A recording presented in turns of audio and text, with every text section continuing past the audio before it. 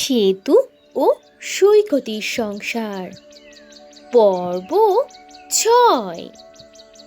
সৈকতের কুঠারটি হঠাৎ ভেঙে যাওয়াতে সৈকত ভীষণ হতবাক হয়ে পড়ে আর সে বাঁচার সকল আশা হারিয়ে ফেলে। এরপর সে আত্মহত্যার সিদ্ধান্ত নেয়। হঠাৎ করে সে নদীর দিকে দৌড় লাগায় আর হঠাৎ করে এই নদীর কাছে এসে নদীর পানিতে ঝাঁপ দেয় আত্মহত্যার জন্য। কিছুক্ষণ পরেই যখন তার দেহটি পানিতে ভেসে ওঠে, তারপর পরে এক সুন্দরী রূপবতী পরী এসে সৈকতের দেহটি পানি থেকে উদ্ধার করে আর সৈকতের পেট থেকে সকল পানি বের করে ফেলে।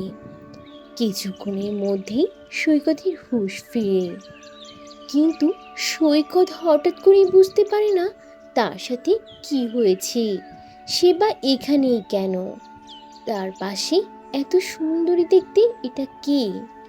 এসব ভাবতে ভাবতেই সৈকতের আস্তে আস্তে সবটা মনে পড়ে যায়।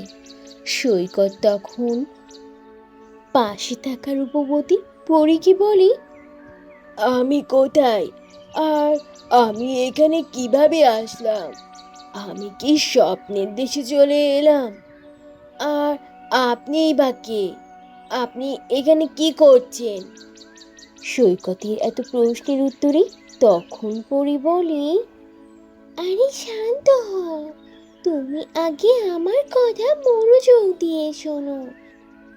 আমি হলাম পরিরাজ্যের এক পরী। তুমি যে অসুস্থ পাখিটাকে সযত্নে গাছে বসিয়েছিলে, সেই পাখিটাই ছিলাম আমি।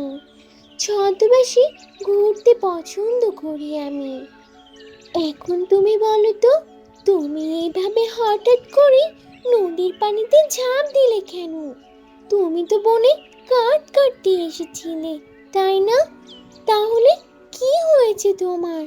আমাকে সবটা খুলে বলো, দেখি আমি তোমার জন্য কিছু করতে পারি কিনা, তোমার কষ্ট কমাতে পারি কিনা। হঠাৎ করে চোখ মেলে সামনে পরীকে দেখে সৈকত তো এমনিতেই হতবাক ছিল। এরপর যখন সে সব কিছু বুঝতে পারল, তখন যে সে কি বলবে পরীকে কিছুই বুঝতে পারছিল না। তাহলে পরী কিভাবে সৈকতকে সাহায্য করবে, তোমরাই বলো। তো বন্ধুরা, এই ছিল আজকের গল্প। গল্পটি থেকে কি শিক্ষা পেলে তা অবশ্যই কমেন্ট করে জানাবে, আর ভালো লেগে থাকলে একটা লাইক করে দেবে।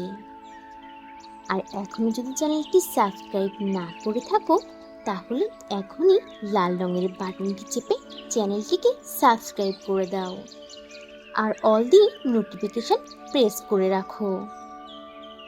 তাহলে বন্ধুরা, আজ এখানেই শেষ করছি। আবার দেখা হবে নতুন কোনো ভিডিওতে, নতুন কোনো গল্প নিয়ে। সে পর্যন্ত তোমরা সবাই ভালো থাকবে আর নিজেদের প্রতি খেয়াল রাখবে। আল্লাহ হাফিজ।